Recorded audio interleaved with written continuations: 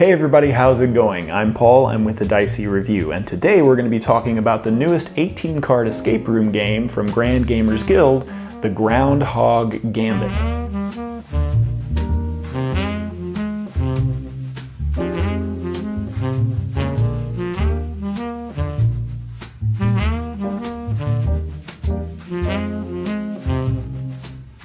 Now, if you've seen some of my videos in the past, you may have seen other games in this series released by Grand Gamers Guild. It's known as the Holiday Hijinks series. And what these games do is they very cleverly pack lots of fun brain teasers and puzzles in an escape room game experience into usually around an hour length for one or more players. They're usually themed around holidays, which is kind of unique. So for instance, you'll see the Independence Incident or the Cupid Crisis or the Kringle Caper, things of that nature. And these are escape room games that have lots of fun brain teasers and puzzles in the box, or in the package rather, that are all themed around a particular holiday. And one of the things that I like about these particular games is that the theming really ties in well as far as the puzzles are concerned. So for instance, if you're playing the Kringle Caper, you're going to be solving all kinds of fun puzzles that might have a Christmas holiday slant, right? So you might be solving puzzles that are tied to that particular holiday. And the Groundhog Gambit ties into this particular holiday in a somewhat unique way, whereas you might notice some deja vu with some of these puzzles, where you might use the same types of cards to solve more than one puzzle, or you might solve a similar puzzle more than once using slightly different outcomes or different information to solve that puzzle in a new unique way. One of the other things that's different about this game in particular in the series is that it is a two-part game rather. So whereas normally this series will have you solving one experience, right? One puzzle. You'll go through the deck one time. This game is actually in two parts while using the same deck to complete two different game experiences if you want to, or you can play them back to back. So for instance, it usually takes an hour and 15 minutes to complete one run of this deck, and then you have another chance to do it again. And the nice thing about this is that all of the same cards and all of the same components are used, but you're solving different puzzles. And I found this to be pretty enjoyable because you solve similar type of puzzles. Maybe you come back to the same card and you're like, okay, I remember how I solved this puzzle last time, but this time I have different information. I'm gonna have to solve the puzzle in a different way.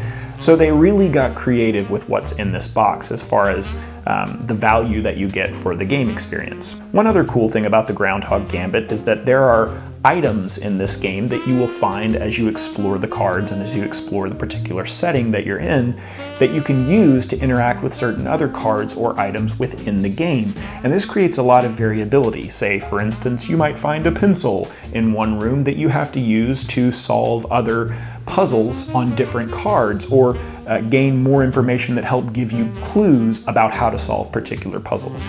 Starting off in the game, you might just be able to look at things, and that might give you some more information. But the more information that you get, the more puzzles that you solve, you'll gain new items that you can use to combine in interesting and unique ways to get more information or to solve certain puzzles. Overall, as an experience, I had a lot of fun playing the Groundhog Gambit. I will say it was tough. There are a lot of different puzzles in this game, and it says on the back of the box, this is a 3 out of 3 difficulty, and I would agree with that.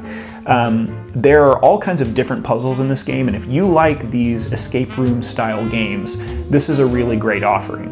There are certain types of puzzles in here that you may solve right away. It's one of those things that if your brain works a certain way, you might be very inclined to solve certain puzzles, whereas other puzzles in the game might use a different skill set that you have to really kind of stretch yourself to solve those puzzles. Now, I played this game solo, and I will say that in a group using different people's skill sets, you might have a better experience solving some of these puzzles. I actually played one of these scenarios in bed while my wife watched TV, and I got a little bit of help on some of the certain puzzles that we were solving, and she got certain things very quickly that I didn't notice, like while she was distracted, which is a bit embarrassing.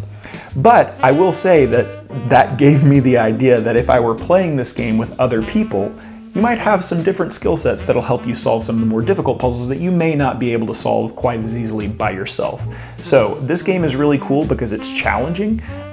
It can be soloed if you want to, or it can be played with a group of friends, and all you really need is some pen and paper to take notes, because there will be certain things that you might want to, try out a few different combinations or draw some diagrams or things like that to help solve puzzles. So as far as an overall value, I think you're getting quite a lot whenever you buy one of these Holiday Hijinks escape room games. They're a lot of fun to play if you were to play them around the holiday that they are themed after, but you can also just play them at any time during the year and just know that some of the puzzles might be somewhat themed around the particular holiday that it's printed on the box. But as far as what you're getting, usually you're getting at least an hour and 15 game experience that can play a group of people, or you can play it by yourself. This one I actually played close to 2.5 hours, so you're getting a lot more gameplay in this package. But I think they retail for about 11 bucks on the website, which I'll link below.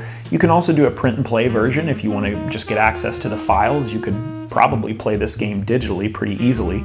And you can also buy bundles and save a bit of money there if you want to get more than one of these games. So overall, I think that these games are a lot of fun, especially if you're really a fan of the exit games, the unlock games. These are a fantastic option if you're a fan of those types of game experiences or escape rooms or brain teasers in general.